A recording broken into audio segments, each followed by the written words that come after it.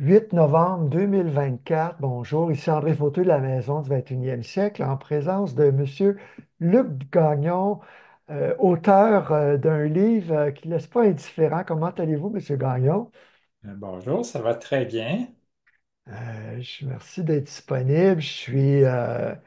On a des choses en commun parce que le climat est une passion chez vous, mais vous êtes docteur en sciences politiques. Vous avez été le conseiller d'Hydro-Québec pendant 19-20 ans au niveau du climat. Et ben, moi, j'ai un bac en sciences politiques. Et puis, quand j'étais encore jeune journaliste, en 2000, autour de David Suzuki était à Montréal.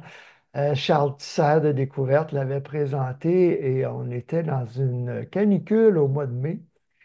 Et l'écolo pédagogue qu'on voit à la télévision est arrivé en colère et en sueur.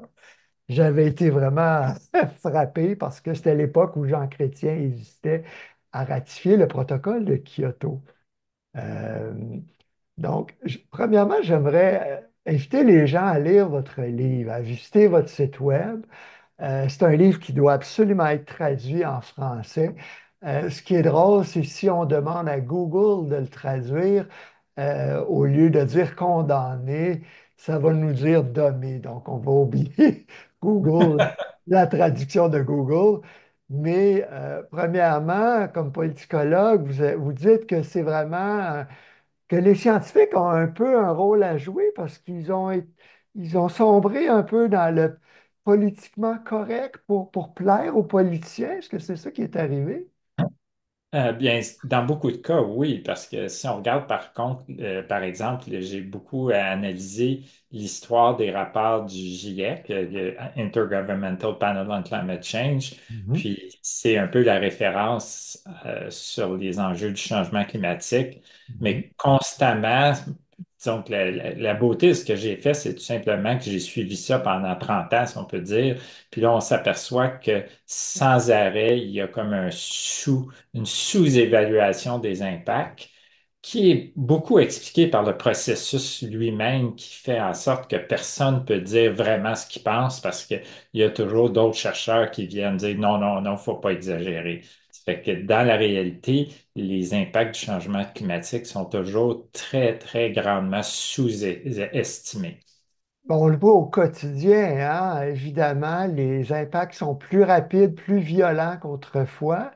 Êtes-vous, vous avez une fille qui vit en Australie, je crois, hein? Et Euh, oui, effectivement. Est-ce qu'elle est touchée directement par les changements climatiques, plus sérieusement que monsieur et madame tout le monde au Québec, qui n'est pas nécessairement frappé par des inondations? Ben, elle a vécu les grands incendies de forêt, elle était là, puis c'est la qualité de l'air de Sydney était très mauvaise pendant peut-être 3 mois. C'était très long, la crise des feux de forêt en Australie. Ça fait que Hmm. c'est clair qu'il n'y a pas aucun pays où on peut aller pour s'en sauver, là, parce que c'est partout des problèmes, même au Québec. Oui, mais là, on l'a vu en Colombie-Britannique, en Alberta, les feux à Jasper. Et les politiciens sont toujours très lents. Est-ce que vous sentez que c'est plus les politiciens municipaux, provinciaux, certains États américains, en Europe, évidemment, sont plus avant-gardistes que les gouvernements nationaux? Dites-moi un peu, êtes-vous vraiment pessimiste avec l'arrivée de Trump, là? C'est bizarre parce qu'il y a Bobby Kennedy et Elon Musk qui veulent quand même un virage vert. Comment est-ce que vous entrevoyez l'avenir? Ben, c'est sûr que Trump, c'est la catastrophe pour l'environnement, mais pour beaucoup d'autres enjeux aussi, les droits de la femme, c'est Oui, très clair. évidemment. Mais je pense qu'il ne faut pas s'attarder à un politicien. Il faut essayer de voir l'ensemble. Puis on a dans l'ensemble des politiciens qui aiment ça, se faire raconter des histoires. Puis c'est pas mal partout. Ça, c'est un autre élément que je mets beaucoup dans le livre, c'est que Qu'est-ce que vous voulez dire exactement par ça? c'est un peu comme de dire euh, le politicien est souvent dans un choix difficile. Est-ce qu'il prend des mesures pour taxer l'automobile, réduire l'usage de l'automobile, ou se faire dire par des technologues que l'auto électrique va venir régler tous les problèmes? Ça Hmm. fait devant les deux options, les politiciens ont tendance à toujours accepter la promesse qu'il y a une solution facile comme l'auto électrique, alors que dans la réalité, ça ne changera pas grand-chose. C'est pas Ça la fait que technologie qui va nous sauver, mais plus les changements politiques et de comportement. exactement, des changements des institutions, des changements à toute la question de la fiscalité. Encore cette année, puis c'est pas juste des États-Unis, mais les subventions aux combustibles fossiles sont gigantesques partout, même au Canada. Ça fait que Ça recule pas, ça. ben non, c'est vrai que c'est pas juste une question de quelques politiciens de droite, c'est vraiment comme un mécanisme universel, si on peut dire, où est-ce que les politiciens aiment mieux se faire raconter des belles histoires que de voir la réalité. Ben là, ils vont dire, ouais, mais pour se faire élire premier ministre du Canada, il faut qu'on ait le vote de l'Ouest, puis de l'Ontario aussi. Ah, ben, c'est sûr que je dis pas que c'est facile, mais il y a des façons. Tu sais, comme par exemple, si on prend quelque chose de très concret comme la taxe carbone que les libéraux veulent implanter et veulent augmenter tout ça, c'est perçu comme une taxe supplémentaire. C'est vraiment une erreur stratégique de leur part d'avoir implanté ça comme ça parce que c'est perçu comme si ils vont comme continuer à augmenter le fardeau fiscal de tout le monde. Alors qu'il existe des exemples, puis ça a déjà été fait, où si on veut implanter une taxe carbone, il faut promettre une baisse de taxes équivalente d'un autre type. Et ça, c'est un des chapitres de mon livre qui explique ça, comment ça peut être fait pour que ça soit acceptable. Puis Parce même, que, regardez si, mettons, les libéraux avaient dit on met une grosse taxe carbone, puis on baisse de 3% la TPS. Euh, disons que quand les conservateurs seraient arrivés au pouvoir, il aurait été mal pris de dire bon, on veut annuler la taxe carbone parce que ça pourrait vouloir dire qu'ils vont augmenter la TPS. Donc, il faut les mettre dans des situations comme ça. parce qu'au Québec, qu'est-ce qui se passe? Est-ce que c'est les pétrolières qui nous refilent la facture parce qu'on participe au marché avec la Californie, puis l'État de Washington qui a renouvelé son adhésion? Ben, au Québec, on est quand même, comment je pourrais dire, je ne veux pas dire qu'on est bon, là, parce que c'est clair qu'en transport, on n'est vraiment pas bon. Mais si on regarde l'ensemble quand même du bilan du Québec, c'est très bon avec l'hydroélectricité. On a globalement une performance où on émet 2 fois moins que la moyenne canadienne, puis 6 fois moins qu'un citoyen de l'Alberta. Fait que c'est clair qu'on a une bonne performance, mais C'est je pense grâce à que le René Québec, Lévesque qui a nationalisé oui, beaucoup, l'électricité. mais si on regarde quand même un des éléments clés du Québec, c'est là, au lieu de s'attaquer au problème, le problème majeur, c'est la surutilisation d'automobiles, ben, le Québec se lance à tout craindre dans les autos électriques, alors que euh, si on regarde concrètement, là, un des problèmes qui est fondamental puis qui est le cas au Québec, c'est l'étalement urbain qui multiplie la C'est ça. consommation énergétique et la dépendance à l'auto. Alors que si on se lance dans l'auto électrique, tout ce qu'on va faire, les gens vont dire, ah, on peut s'installer n'importe où. On va augmenter l'étalement urbain qui est le fondement, notre problème fondamental. Ouais, je me rappelle pas ce que c'est de 20 000 autos à chaque année qu'on rajoute là, dans le Grand Montréal sur les routes. Ouais. Moi, je travaille à la maison. J'ai une auto électrique, puis je suis à la maison à Saint-Adèle. Mais les gens sont tannés quand même d'être dans la circulation. Il y a quand même des villes qui densifient, l'île de Montréal, puis la Couronne. Il y a quand même une conscientisation pour protéger les derniers espaces verts, hein. On le voit à Saint-Adèle, ça a été la ville post-pandémique ou durant la pandémie et post-pandémie où il y a eu le plus de construction per capita. C'est incroyable. Ah Euh, ouais, ouais. Juste pour clore le dossier américain, qu'est-ce que vous pensez qu'il va se produire? Parce que c'est drôle. Euh, notre ami Bobby Kennedy, je l'ai déjà rencontré. Ressources naturelles Canada m'avait invité à un colloque sur l'efficacité énergétique il y a plusieurs années. Je l'avais interviewé. Il m'avait fait attendre 20 minutes parce qu'il parlait à Hillary Clinton dans sa limousine.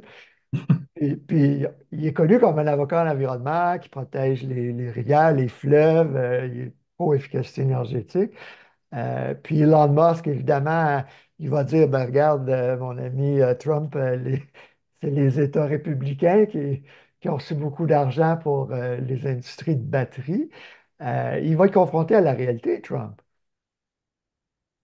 Oui, oui, puis si on regarde quand même, tu sais, Elon Musk, il se présente comme le champion de, comment je pourrais dire, du modernisme, de la déréglementation, mais il mentionne pas que pour son usine de batterie à Nevada, je pense, il a reçu une subvention d'1 milliard.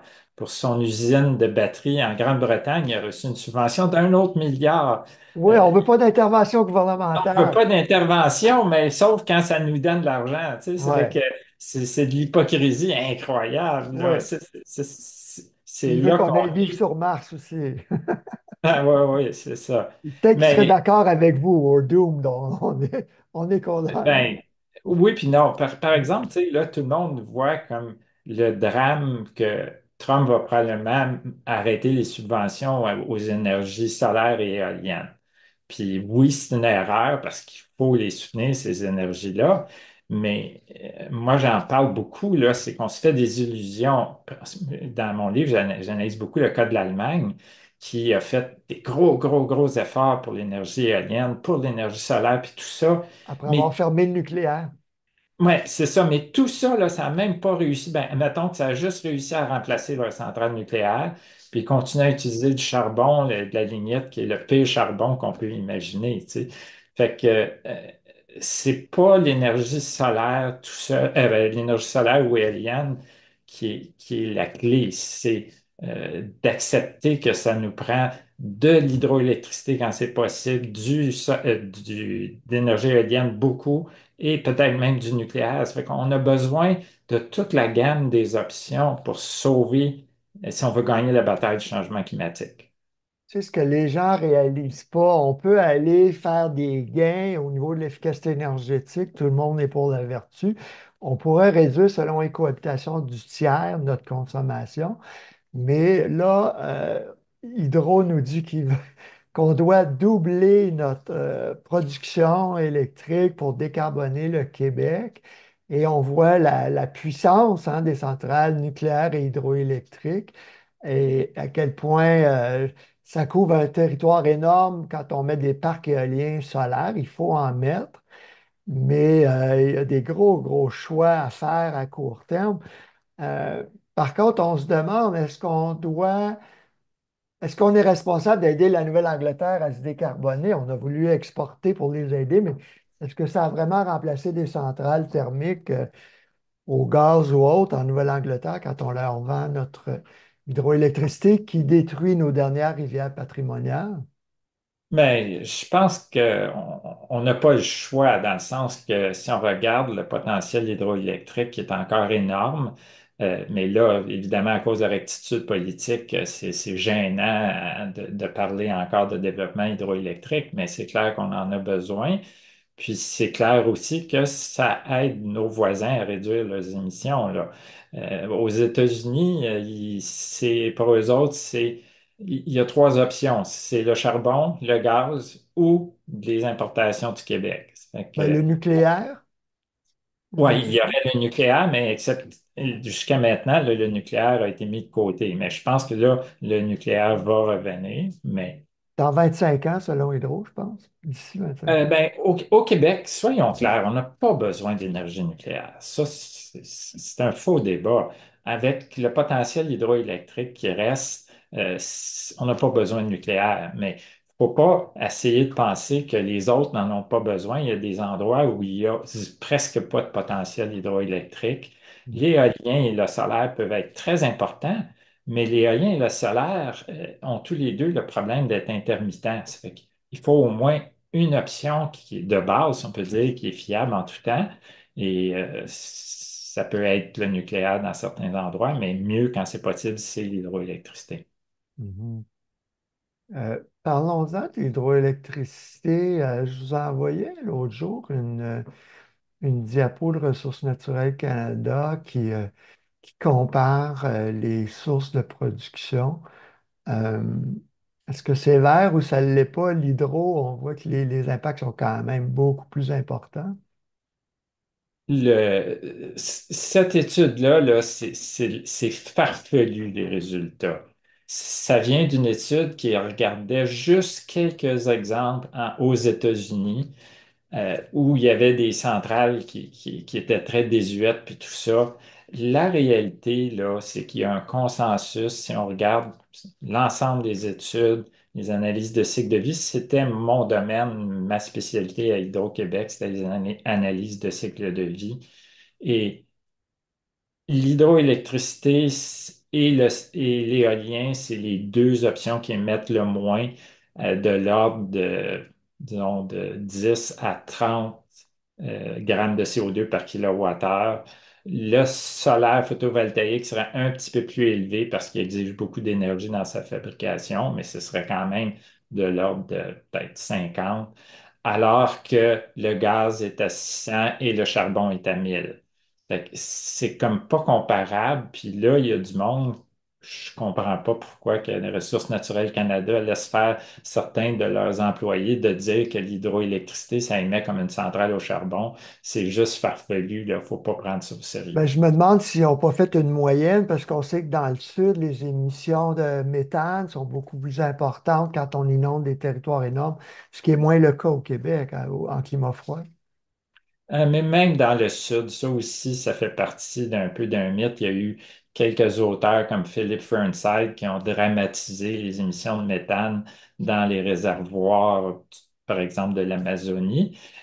Puis quand on a poussé les recherches, on s'est aperçu que tous les lacs, toutes les rivières en émettent autant. C'est un phénomène climatique, si on peut dire, de l'Amazonie, où est-ce qu'il y a beaucoup, beaucoup D'émissions de naturelles. matière organique de la forêt qui est lessivée dans les cours d'eau et ça émet du méthane. Mais il faut bien comprendre que la forêt fixe beaucoup de carbone, c'est lessivé dans les cours d'eau qui émettent beaucoup de carbone, mais ça, c'est un cycle qui est à peu près à zéro.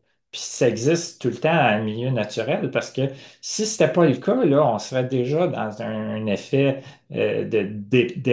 on aurait dérapé vers une quantité de carbone atmosphérique spectaculaire, là. C'est Hmm. parce que c'est un cycle qui est à peu près à zéro. Puis c'est vrai pour les pays tropicaux surtout. Puis c'est vrai aussi même au Québec, là, il y a une partie des émissions qui viennent des réservoirs, mais c'est essentiellement les feuilles qui ont, qui ont été lessivées dans les réservoirs puis qui se dégradent. Mais ce carbone-là des feuilles a été fixé par les arbres, il coule dans les rivières puis il retourne. Ça fait qu'on est toujours dans un cycle qui est à peu près zéro. OK. On parlait de Ressources naturelles Canada. Il y a le physicien Yves Poisson qui est à Varennes, au laboratoire CanMet de Ressources naturelles Canada, qui va faire une présentation sur le photovoltaïque. C'est le conseiller du gouvernement à ce niveau-là, qui gère les projets de recherche et tout. Et puis, donc, c'est dans le cadre de la fête de semaine prochaine, les 16-17 novembre, au Cégep André Grasset, j'organise l'Habitat vers 2030, une conférence de 2 jours où Karim Zaghib, l'ancien directeur de la recherche d'Hydro, va présenter la question des batteries, qui est très politiquement chargée ces temps-ci. Mais Yves dit qu'en dedans d'un an, on annule l'effet carbone de la production du photovoltaïque. Donc, c'est pas si dommage que ça. Dommageable. Ben non, mais le photovoltaïque, c'est très bon, ça émet Mhm. très peu, puis ça fait partie des solutions d'avenir. C'est juste que au Québec, à cause de l'hiver, puis d'ailleurs, regardez comme il faut, dans sa propre présentation, il parle comment je pourrais dire, d'une modélisation qui semble dire que même en hiver, le Québec, ça pourrait être intéressant, le photovoltaïque, mais un peu plus loin, il y a une autre analyse où il montre la réalité, puis là, on voit que la modélisation produit 3 fois plus que la réalité dans les panneaux solaires. Ça fait que ça, c'est décembre, janvier. Ça fait que La c'est pas. modélisation produit 3 fois plus. OK, ben je peux, Qu'on surestime la ouais, production. je peux vous donner tout de suite le. Ce que j'ai vu, c'est qu'il disait si le panneau est à 45 degrés, la neige va fondre, ça va glisser. Et donc, c'est pas nécessaire de les mettre Regardez, il parle du 45. potentiel photovoltaïque, qui Mhm. est très bien, puis c'est vrai, mais ça, c'est le résultat de modélisation. Puis la suivante, énergie solaire photovoltaïque, production d'électricité par kilowatt de puissance installée et on voit la portion bleue modélisée versus la production actuelle dans des tests réels. Et on voit que la production réelle est 3 fois moindre que la modélisation en décembre-janvier. Fait Ça, que, c'est le diaporama que je vous ai envoyé? oui, OK, OK. il n'y a pas de Yves Poisson. Ouais. Fait que lui-même, il admet que. Mais faites je ne veux pas être négatif parce que oui, c'est une option pour le Québec, mais le problème, c'est que des gens comme ça disent que si on se lance dans le photovoltaïque, on n'a pas besoin d'hydroélectricité. Ça, Non, c'est vraiment se tirer dans le pied. On a besoin des deux, puis c'est c'est un très clair, mythe. puis c'est Ouais, ça qu'il faut qu'ils disent. ouais, ça produit pas assez. Ouais, Moi, j'ai ouais. un petit peu de PV chez moi, 650 watts, mais j'ai deux batteries au lithium, 10 kWh au sol. Comme ça, mon bureau à domicile peut fonctionner s'il y a des pannes. Euh, Non, c'est pour ça que c'est une option intéressante, puis ça fait en sorte que les maisons peuvent être un peu autonomes, moins dépendantes du réseau, donc c'est sûrement une bonne chose. mhm. Mais le problème qu'on a, c'est que collectivement, par rapport au changement climatique, comme c'est un peu comme l'auto électrique, si on se fait des illusions qu'une telle technologie vient tout régler, on s'adapte, on n'aborde pas les vrais enjeux. Oui, c'est clair. Mais donc, c'est ça. C'est drôle parce que mon frère Paul était co-directeur du Bureau des changements climatiques. C'est celui qui négocie à l'étranger. Puis il disait, ah, on a une seule atmosphère partagée par toute l'humanité. Parce que souvent, les gens se désengagent, sont découragés. Ouais, mais si les Chinois, les Américains polluent, émettent, augmentent leurs émissions, qu'est-ce que ça donne que moi, je réduise les miennes? Qu'est-ce que vous répondriez? Ben, il faut que tout le monde fasse sa part. Puis, ce qui est intéressant, c'est que le Québec, non seulement on peut faire notre part ici, mais on peut faire même mieux que notre part en aidant nos voisins. Ça fait que d'une certaine façon, on a une grande responsabilité parce qu'on a les capacités, on a l'expertise, on a les ressources, on a tout ce qu'il faut pour être un leader mondial. Mais ce qui manque, c'est peut-être le désir, là. Oui, puis là, c'est la question de pas dans ma cour. Est-ce que j'ai le goût d'avoir un parc éolien ou solaire ou est-ce qu'on va sacrifier les dernières rivières parce que les Américains consomment énormément? Oui, mais comment je pourrais dire, c'est avec cette logique-là, on ne fait jamais rien parce qu'il y a toujours quelqu'un qui consomme trop, hein. Puis il y a toujours il y a une élite qui consomme de façon terrible. Puis il faut, il faut que tout le monde fasse sa part. On ne peut pas dire on n'a rien à faire parce que quelqu'un d'autre ne fait pas sa part. On a une responsabilité collective. Puis ça nous enrichit quand même quand on exporte, là. Oui, puis Hmm. c'est très clair que c'est bon pour tout le monde, c'est bon pour nous, mais c'est aussi comme une façon, comment je pourrais dire, de restructurer une économie parce que le fait qu'on exporte de l'électricité, par exemple, dans le nord-est, ça rend des options électriques plus efficaces. Ça veut dire que s'il y a des gens actuellement qui chauffent à l'électricité, puis que c'est des centrales au charbon ou au gaz qui produisent leur électricité, ça veut dire que ces résidences-là émettent des quantités énormes, sont responsables de quantités énormes de gaz à effet de serre. Si on remplace ça par de l'hydroélectricité du Québec, la baisse est importante, très, très importante. Fait Hmm. que c'est un peu comme de dire, on peut viser à remplacer les choses qui sont les plus polluantes d'abord, puis ça, on peut le faire. Ouais. Ben, moi, je vois évidemment dans le domaine de la construction écologique que je couvre depuis une trentaine d'années que les États-Unis sont en train de prendre le virage vers le chauffage électrique avec les thermopompes Oui, efficaces exact. en climat froid. Puis il y a une dame qui m'écrivait justement récemment qui voulait délaisser le gaz. Elle se demandait est-ce que je vais pour le tout électrique ou la biénergie. Le gaz est pratique s'il y a une panne de réseau prolongée. Beaucoup d'écolos sont fâchés qu'Hydro ait signé une entente avec Énergir. Puis là, j'imagine la réponse, ce serait est-ce qu'on va laisser Énergir mourir du jour au lendemain ou est-ce qu'on va les compenser? Parce qu'on Ben, demande aux gens de réduire de 70 la consommation de gaz en Ben biénergie. oui, mais si on regarde, puis je ne suis pas tout seul, il y a beaucoup d'experts, Normand Mousseau et autres, qui ont vraiment analysé ça pour le Québec, alors qu'on s'acharne avec les autos électriques puis les batteries qui sont très polluantes, qui viennent de Chine, tout ça, on pourrait tout simplement, au lieu d'utiliser de l'électricité pour mettre dans les autos, on devrait remplacer du gaz naturel direct au Québec. Ce serait une façon certaine de baisser beaucoup les émissions, de rendre les gens moins dépendants des combustibles fossiles. Puis ça, Mhm. c'est facile, là. La technologie existe. Comme vous disiez, les pompes à chaleur peuvent remplacer ça très avantageusement, Et là. la dame disait justement que son ami qui a la biénergie n'a pas chauffé au gaz l'hiver dernier tellement qu'il a fait chaud dans le Grand Montréal. Non, c'est ça, c'est que les pompes à chaleur, c'est une des options. Puis même mieux que ça, les pompes à chaleur sont très, très performantes, mais ils ont une petite faiblesse, c'est comme quand il fait très, très froid, ben, ils sont plus performants. Mais il y a les pompes à chaleur géothermiques qui vont chercher la chaleur du sol, qui sont très performantes, même quand il fait -25 dehors. Mhm. Ça, ce serait une option à développer au Québec. Puis ça, Hydro a des programmes, mais c'est un peu timide, mais le gouvernement pourrait accélérer ça. Puis tous les gros bâtiments, les écoles, les hôpitaux, les pompes à chaleur géothermiques, l'option d'avenir parce que Ouais, ça consomme à peu près 2 à 3 fois moins d'électricité que le chauffage habituel. ouais. Ben, c'est une question de voir quelle est la charge, les besoins de chauffage d'une maison, si elle est énergivore, si elle est grosse et mal isolée, peu étanche. Mais vous avez parlé des programmes d'hydro. En fait, le programme Logivert d'Hydro est extrêmement généreux. Si on va dans l'onglet Entreprise d'installation, la subvention pour la géothermie est vraiment extraordinaire à 750 par 1000 BTU. Là, 2 tonnes, ou même 3 tonnes, c'est 36 000. 36 fois 750, là, on parle de 25 000 de subvention. Donc, on va couvrir les frais de forage. Donc, Exactement. ça rend la géothermie accessible à tout le monde, en fait. Parce que pendant longtemps, on disait, si tu ne payes pas 3 000 d'électricité, ça ne vaut pas la peine.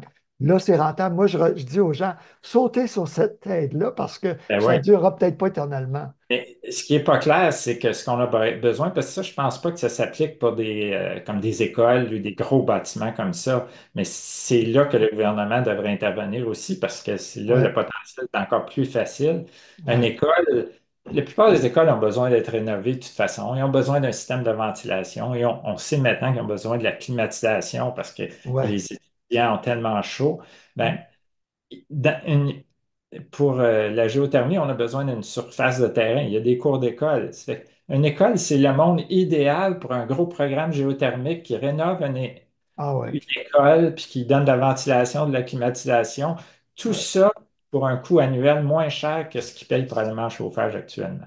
Oui, socialement, c'est très payant, mais c'est ça, ça prend une distribution centrale de la chaleur et du Ouais, froid. Ce qu'on n'a pas, hein, tout le monde chauffe avec des plaintes électriques aujourd'hui. C'est pour ça qu'on va vers les mini-splits, les thermopompes murales. Mais il y ouais, en a même, moi j'en ai deux, j'en ai une à l'étage depuis 12 ans pour mon bureau, la chambre, mais là on a racheté une il y a 2 ans pour le rez-de-chaussée et le sous-sol.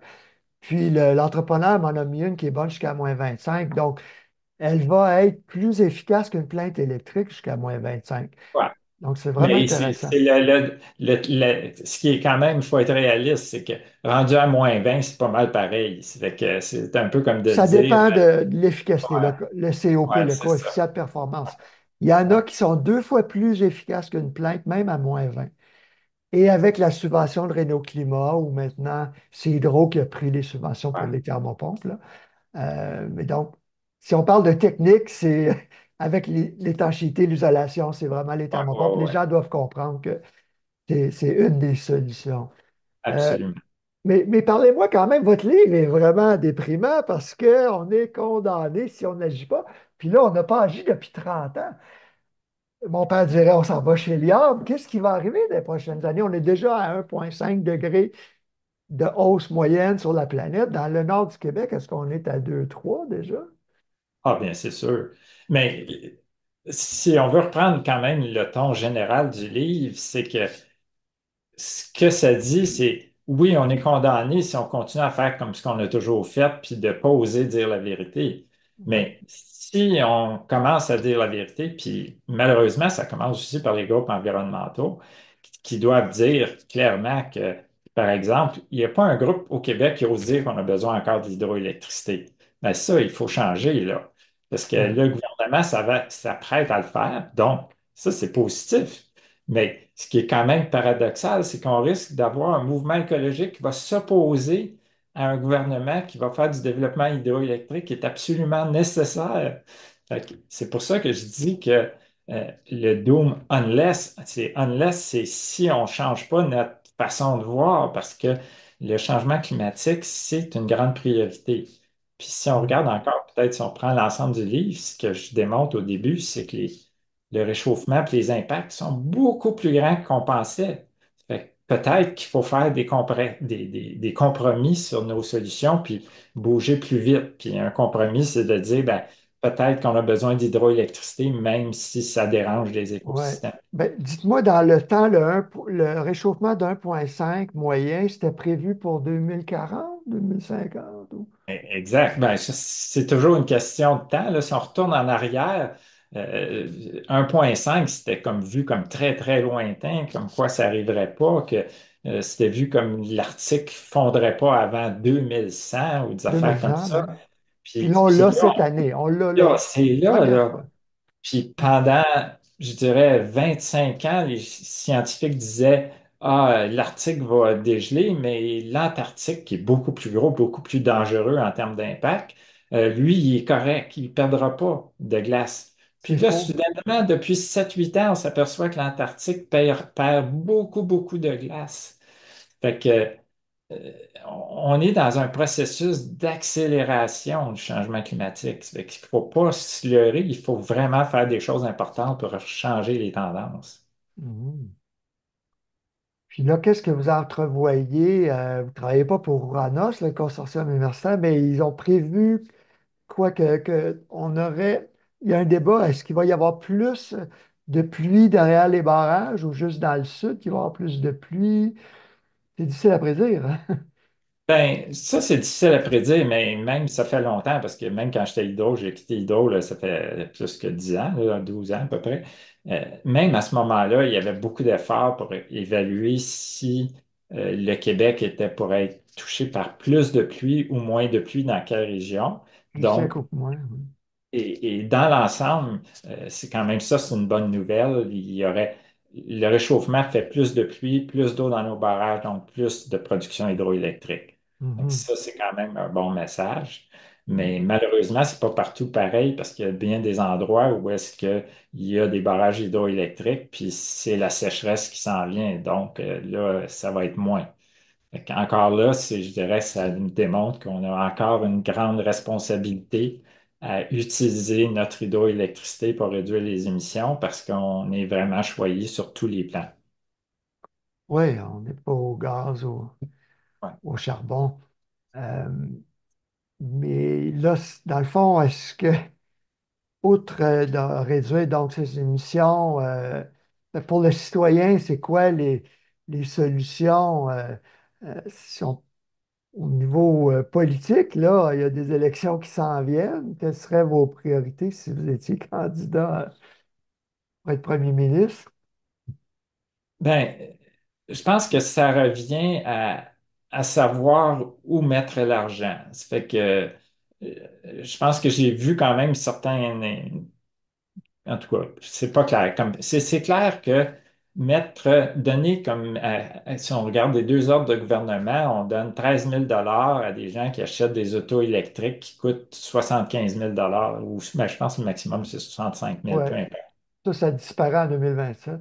Ça, c'est normal que ça disparaisse parce que c'est comme c'est pas ces citoyens-là qui ont besoin du 13 000 $, mais si on veut parler d'électrification, on a Lyon Électrique, la compagnie d'autobus scolaires.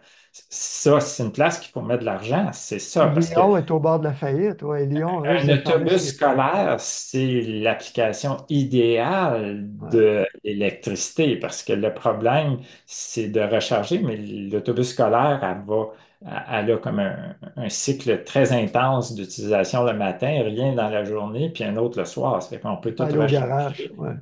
Puis, si on regarde encore les analyses cycle de vie, le problème de l'auto électrique, c'est que si on regarde l'ensemble comment je pourrais dire, du cycle de vie d'un auto, pour effacer l'impact des batteries, ça prend peut-être 100 000 kilomètres. Si quelqu'un achète un auto électrique puis il Je roule pense que c'est pas, plus 60 000 selon l'étude de ouais, ben politique. ça Ouais. dépend oui, effectivement, Au 60 000 Québec. au Québec, mais moi je Au parle au Québec. Canada, 100 000 mettons. Puis mais si vous avez un autobus qui roule beaucoup, beaucoup, il va vite effacer l'impact de ses batteries. Mhm. Tandis que l'auto, si quelqu'un, mais même au Québec, je pense que si quelqu'un achète un auto électrique puis il fait 10 000 kilomètres par année, ça veut dire que ça prend 6 ans avant qu'il commence à réduire ses émissions. Fait que là, on voit comment est-ce que c'est pas une priorité globalement. Puis ça ne veut pas dire que l'auto électrique, je suis contre. L'auto électrique, c'est Oui, parce que bon, beaucoup de gens font 20 000 kilomètres par année. En 3 ans, c'est exact. réglé, là. Puis, mais encore là, c'est qu'il faut voir où on mène notre argent.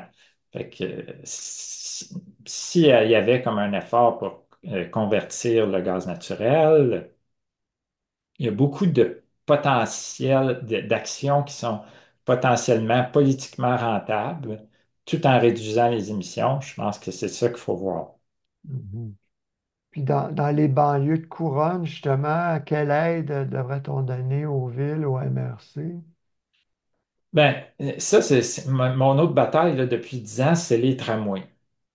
Parce que ce qu'on a fait au Québec, c'est développer les deux moyens de transport extrêmes, c'est-à-dire le métro qui est très concentré, qui est bon, mais où est-ce qu'il y a de la densité, et l'autobus diesel qui est nécessaire, mais qui ne réduit pas les émissions, puis qui donne un service de banlieue lointain. Fait que ce qu'on a besoin, c'est du transport en commun qui coûte moins cher et qui Hybride? densifie le territoire. Puis ça, c'est le tramway. Puis si on regarde, par exemple, moi, je suis à Laval. À Laval, il y a des possibilités de tramway, très grande possibilité. Mhm. Et ça, qu'est-ce que ça ferait? C'est que ça consoliderait le développement autour des lignes de tramway. C'est vrai aussi sur Tachereau à Longueuil. Il y a Ouais, beaucoup de potentiel, même, en tout cas, j'ai étudié beaucoup P9, la voie réservée sur P9 ouais. d'autobus. C'est un contexte idéal pour un tramway parce que quand on met des tramways, qu'est-ce qu'on fait? On attire le gens avec de la densité moyenne, pas des tours de 20 étages, là, de la densité moyenne, 3 4 étages. Et c'est ça qui est l'avenir. Puis c'est ça aussi qui est l'avenir pour beaucoup de banlieues, ben, peut-être pas les banlieues lointaines, mais comme pour Laval, Longueuil, tout ça. C'est très Quand dense on quand met même.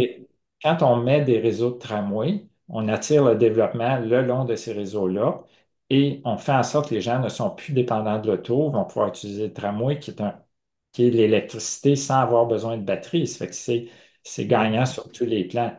Fait que ça, Mhm. c'est peut-être ce que je propose de plus important comme pour les périphéries parce que on ne peut pas amener des métros partout. Je veux dire, au prix que ça coûte, ça n'a pas de bon sens, là. Ouais. Ça, c'est très politique. On veut se faire élire à Québec, donc on promet un pont, 10 milliards de dollars. C'est Québec, c'est juste pas croyable. Il y a des villes en Europe, j'arrive de Prague, qui est pas beaucoup plus populeuse que Québec, puis il y a 12 lignes de tramway. Tout le monde est en transport en commun. La ville, il y a pas eu d'étalement parce que les tramways font en sorte que tout le monde se développe autour des réseaux de tramway. OK. Ça prend pas une Québec, population énorme, là, comme Montréal. Québec, c'est le prototype idéal pour avoir plus qu'une ligne de tramway. Il y a plusieurs lignes de tramway qui vont arrêter l'étalement là-bas. Ouais. Moi, je me souviens pas, je pense à Santa Cruz que j'étais. Je veux dire, c'est génial. Tu sors de ton hôtel, tu marches au coin de la rue, puis le tramway passe dans la rue. Il est Ah là. ouais. C'est extraordinaire. C'est vraiment pratique, ouais. Qu'est-ce qu'il faudrait dire aux gens à part ça? Êtes-vous optimiste ou réaliste, pessimiste? Ben, moi, je pense que c'est pas important. Ce qui est important, c'est d'être dans l'action. Ouais, Puis au Québec, l'action, il y a du potentiel d'action. Puis c'est pas les batteries, c'est les tramways, c'est le chauffage au gaz qu'il faut remplacer, c'est le développement hydroélectrique, c'est le développement éolien. L'action, on peut en mettre dans tous les domaines avec des grands bénéfices environnementaux et économiques. Comment ça se fait on n'a pas commencé ça, là? C'est ça, là, il faut se réveiller, là. ouais, il faut créer des emplois verts, la richesse verte, c'est ça, durable. Euh, Puis l'adaptation, c'est pas quelque chose que vous abordez. Là, on voit que Ça, les honnêtement, villes, c'est pas mon expertise, là, non, ça. mais on voit que les villes là, constatent que ça prend des éponges urbaines. Laval, Montréal investit une fortune là-dedans. Euh, il y a beaucoup de gens, il y a la moitié de la population qui se dit éco-anxieuse. Euh, Puis un peu, on parle de fatigue, hein, tellement qu'on est inondé de mauvaises nouvelles. J'ai aimé dans le journal, dans le Devoir ce matin, on parlait d'une coiffeuse en Australie, justement, qui parlait du climat avec ses clients. Et puis, elle a réussi à motiver les gens à agir, si bien qu'elle donne des ateliers. Elle en a donné 400 ateliers sur expliquer les changements climatiques et puis qu'est-ce qu'on peut faire pour agir. Je pense que l'éducation relative à l'environnement qui est importante aussi. Mais vous parlez d'Australie, mais ma fille, une des raisons qu'elle est allée en Australie, c'est certains programmes qui l'attiraient, justement, parce qu'elle est ingénieure industrielle. Ça fait que ce qu'elle voulait, c'est comme aider les industries à devenir plus propres. Mhm. Et là, actuellement, sur le point, un des plusieurs points, là, parce que ce qu'ils font, c'est qu'ils vont voir les industries pour essayer de les convaincre de soit, par exemple, d'implanter des pompes à chaleur ou des cellules, des panneaux photovoltaïques. Et en Australie, l'Australie, c'est pas un modèle, hein, c'est quand même, parce qu'il y a encore, je commence, 60% de l'électricité au charbon, là. Ouais, Au moins, ils ont mis en place des programmes parce que un des problèmes du photovoltaïque, c'est le financement. Fait que ce que l'Australie fait, puis là, c'est pour ça que ma fille, elle a des projets comme ça pour une usine, notamment, c'est que l'Australie fournit tout le financement. Ça fait que tout ce qu'ils font, c'est que les entreprises de consultants qui proposent le photovoltaïque proposent un scénario d'installation de tant de panneaux sur le toit de l'usine et tout ça, c'est financé par le gouvernement australien et tout ce qu'ils demandent, c'est que le montant d'électricité qui est payé, qui est remplacé par le photovoltaïque, va rembourse. être remboursé au gouvernement. Ouais. Et que là, on voit comment est-ce que ça, soudainement, ça lance plein de projets Hmm. qui, on pourrait faire ça aussi Ben au oui, Canada. Fait que certainement. c'est le modèle. Et êtes-vous d'accord avec moi que le plus gros problème d'Hydro-Québec, ben, outre la demande qui explose, on ne peut plus exporter ces temps-ci ou à court terme, mais c'est vraiment la pointe, hein? Est-ce Oui. que subventionner les batteries, ça va être une des solutions pour que les gens consomment moins en période de pointe? On ne chauffe pas avec des batteries, par contre, hein? Les batteries, c'est trop cher encore. C'est beaucoup trop cher. Puis on perd de vue qu'un réservoir hydroélectrique, c'est une gigantesque batterie. C'est comme ça qu'on va faire face à la pointe, c'est avec les réservoirs hydroélectriques.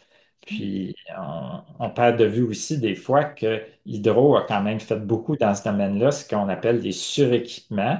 Ça veut dire que sur une centrale qui, mettons, produisait avant 1000 mégawatts, on rajoute des turbines pour qu'elles puissent produire peut-être 1400. C'est pas si énorme les différences souvent, mais ça fait en sorte que quand il arrive la pointe, on peut turbiner plus d'eau puis faire face à la pointe. Mais il faut bien comprendre que ça ne produit pas plus d'électricité, ça produit juste plus quand on le veut, notamment en pointe.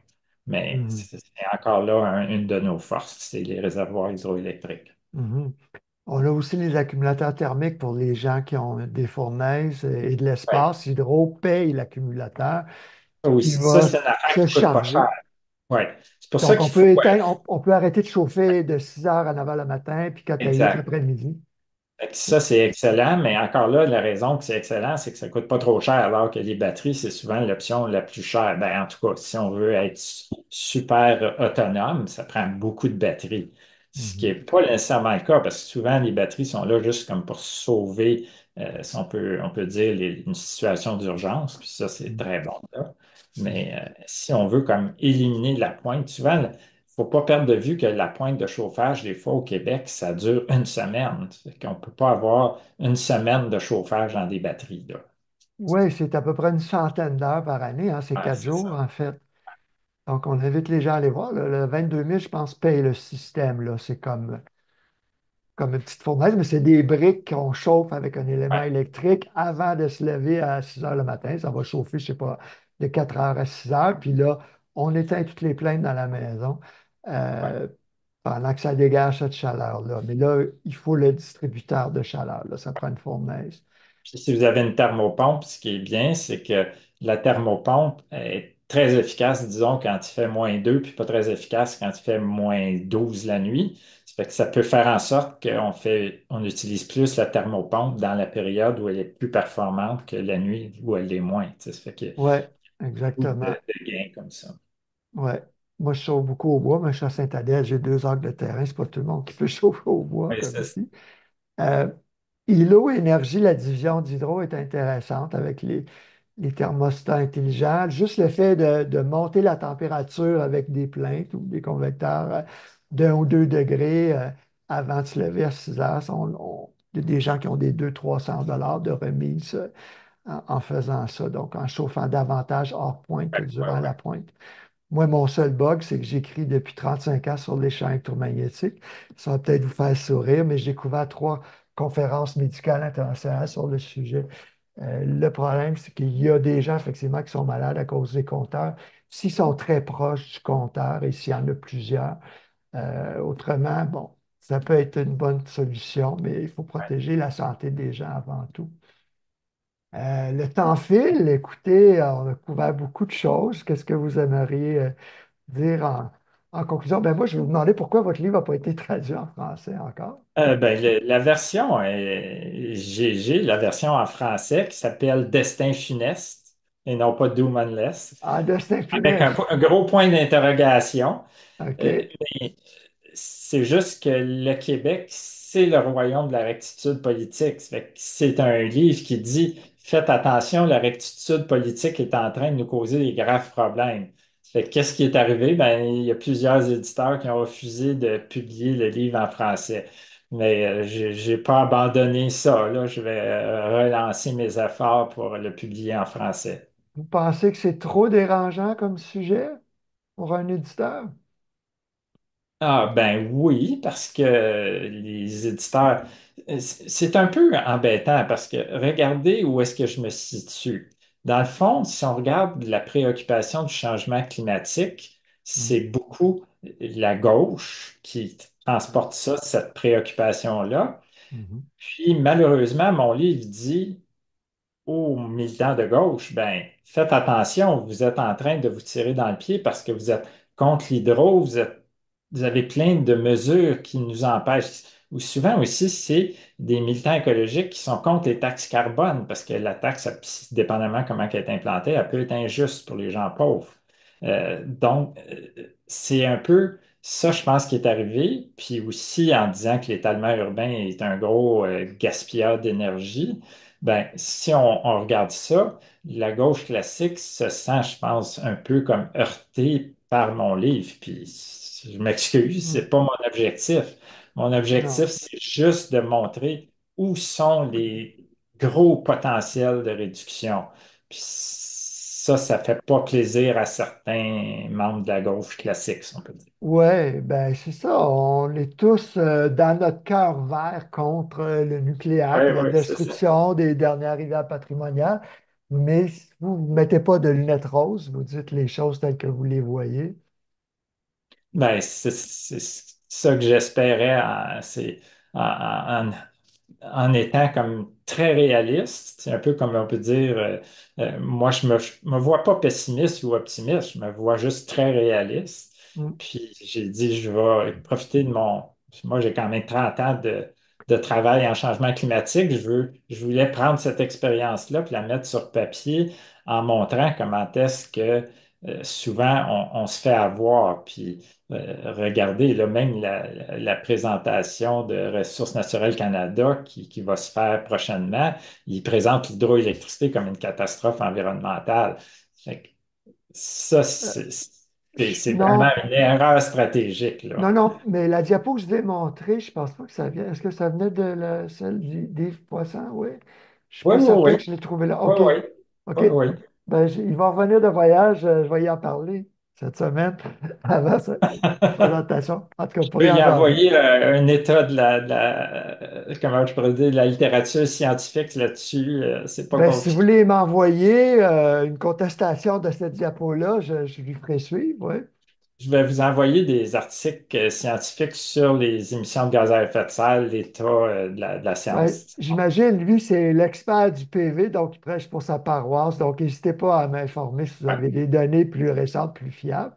Dernière question, vous êtes urbaniste avant tout, votre bac est en urbanisme. Oui. Vous avez étudié en sciences de l'environnement. Comment est-ce qu'un urbaniste devient réviseur du GIEC, le groupe intergouvernemental des experts Ben, du climat? ça, c'était de par mon expertise sur les analyses de cycle de vie à Hydro-Québec.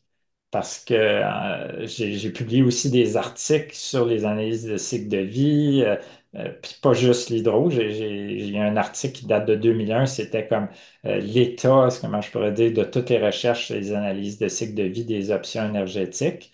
Fait que c'est à partir de ça qu'il y a comme une sorte comme de reconnaissance. Et là, c'est moi qui représentais souvent l'industrie hydroélectrique au GIEC pour toutes sortes d'enjeux. Fait que c'est de là que ça vient. Il y a beaucoup de Luc Gagnon au Québec, mais là, je vois que vous avez fait avec Harvey Mead la préface de Notre Oui, avenir oui. à tous. Hey, Vous ça n'étiez fait pas, longtemps. il n'y avait pas un Luc Gagnon à Nature Québec, vous n'étiez pas là. Oui, oui, c'est moi que j'ai été vice-président de Nature Québec Bon, pendant c'est là que 6 je vous ans. ai connu. J'ai été un des leaders de l'Association québécoise de lutte contre les pluies acides pendant peut-être 7 ans avant d'aller à Hydro.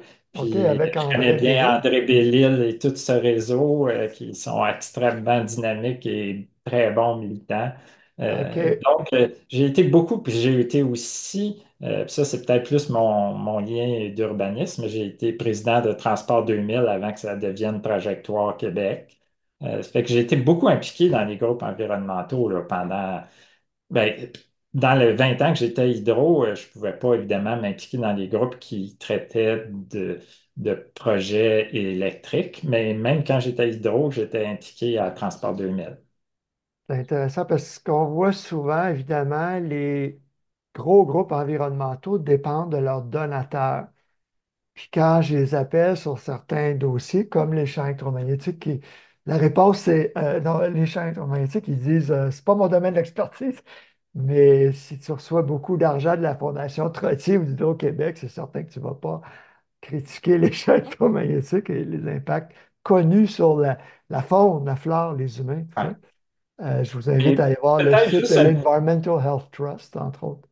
c'est peut-être juste quand même une petite boutade parce qu'effectivement, c'est pas mon domaine, mais je pense qu'il y a beaucoup d'inquiétudes qui sont liées aux compteurs qui sont un peu erronées dans le sens que ce qui crée un gros champ électromagnétique, c'est pas le compteur, c'est l'entrée électrique. Mais très souvent, le compteur, il est sur l'entrée électrique. Fait que c'est pas le fait d'avoir un compteur, c'est le fait d'avoir une grosse entrée électrique qui est, par exemple, collée sur un mur où il y aurait du monde qui dorme, qui est peut-être un enjeu. Fait qu'il faut faire attention à d'où vient effectivement le champ électrique. Ben, je vais vous inviter à aller voir cette réplique à une lettre qui était publiée dans Le Devoir en 2012. J'ai passé des mois là-dessus avec le docteur Carpenter.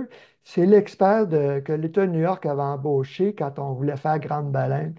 Il a géré 5 ans d'études épidémiologiques, plus 5 millions de dollars, qui ont permis de confirmer en 82 que le risque de leucémie infantile double chez les enfants surexposés au champ Ouais. magnétique, 3-4 milligauss. C'est pas beaucoup, là, mais en moyenne sur 24 heures. Le problème avec les compteurs, oui, il y a l'entrée électrique, évidemment. Si on dort à côté du panneau électrique, Ben ouais, le c'est champ ça. magnétique de 60 Hz, c'est très important. Mais le problème avec les compteurs, en fait, c'est le problème de tous les appareils électroniques. Il y a Paul Héroux, qui était physicien et qui a travaillé à l'IREC pendant longtemps, qui va présenter le 16, samedi prochain, le 16, à mon colloque, l'Habitat vers 2030. Ça fait, lui, ma foi, il enseigne la toxicologie des champs électromagnétiques. à la faculté de médecine de McGill. Donc, et puis il est vice-président d'un organisme international en la matière. Le problème, c'est les hautes fréquences transitoires. Tout ce qui est électronique va assurer le courant et ça fait, hein, c'est plus une belle sinusoïdale, là, c'est les pics comme ça. Donc, on ne peut pas se débarrasser complètement de l'électronique dans nos maisons, mais il y a ces hautes fréquences-là dans les kilohertz qui sont vraiment nocifs. Ça nourrit tous les cancers. Ouais, Euh, ouais, ouais. Thyroïde, peau, utérus, entre autres, on a vu chez des enseignants américains surexposés dans des écoles. Euh, L'idée, c'est qu'on peut filtrer cette électricité sale qui est sur le filage, mais il y en a dans l'air aussi. Donc, c'est pour ça que c'était des sources puissantes, comme le compteur à proximité ou plusieurs compteurs. On a beau pas avoir toutes les explications scientifiques, il y a des millions de personnes qui sont tombées malades à cause de ça. Puis on prend du mieux quand on réduit l'exposition. Donc, c'est à Ah, ce c'est sûr niveau-là que qu'il c'est faut. toujours mieux de Oui, réduire. Quand on n'est pas certain, ouais. oui. Alors, je vous invite à aller voir la section électrosmog sur mon site Ah, maisonscène.ca. ben, c'est bon, c'est que ça me fait des choses à faire. Oui. Ben, Luc Gagnon, j'allais dire, vous êtes Un grand climatologue, plaisir. c'est plutôt urbaniste et politologue, expert en changement climatique et auteur de Doomed Unless, comment les changements climatiques et le La rectitude politique, politiquement correct risquent de détruire la civilisation moderne. Merci beaucoup d'avoir pris une heure ce matin avec moi. ben, c'était un grand plaisir. Bonne journée. Bonne journée, au plaisir.